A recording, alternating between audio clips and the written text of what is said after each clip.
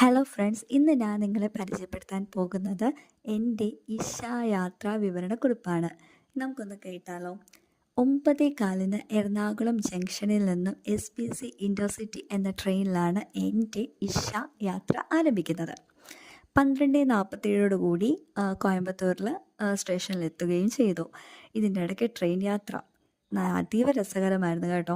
Side seat പിടിച്ചു, വെഡ്സേങ്കട്സിൻ്റെ ആരവം കണ്ടു. ഒരുപാട് നല്ല കോടയും നല്ല ചെറിയ ചാറ്റൽ മഴയുള്ളത് കൊണ്ട് യാത്ര ഒന്നും കൂടി നല്ല കുളിർ അനുഭവപ്പെട്ടു.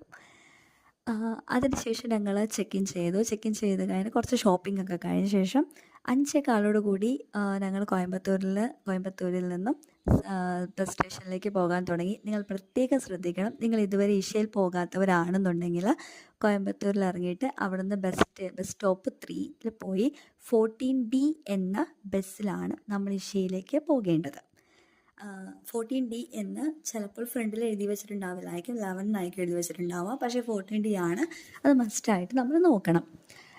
ഡയറക്റ്റ് ഇഷയിലേക്ക് പോകാനുള്ള ബസ്സാണത്.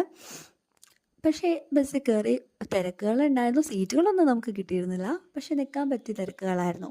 നല്ല രസമായിരുന്നു. നമ്മുടെ ഇവിടുത്തെ പോലെ കുത്തി ഇടിച്ച് അങ്ങനെയുള്ള ഒന്നും ഉണ്ടായിരുന്നില്ല. ഭയങ്കര സൈലൻ്റ് ആയിട്ടുള്ള ഒരു അറ്റ്മോസ്ഫിയർ ആയിരുന്നു അത്.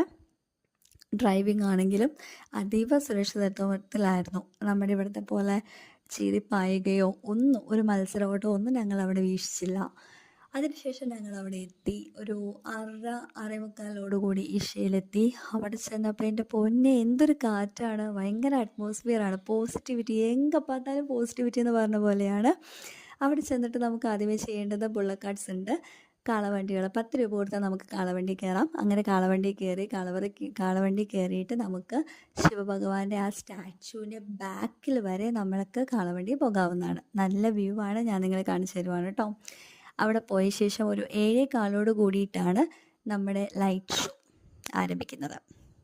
അത് കഴിഞ്ഞ് തിരിച്ച് ഞങ്ങൾ ഓലയിൽ ടാക്സിക്കാണ് ഞങ്ങൾ വന്നത്. ബസ് കാത്തു നിന്നില്ല, ബസ്സിൽ ഭയങ്കര തിരക്കായതുകൊണ്ട് ബസ് കാത്തു നിന്നില്ല.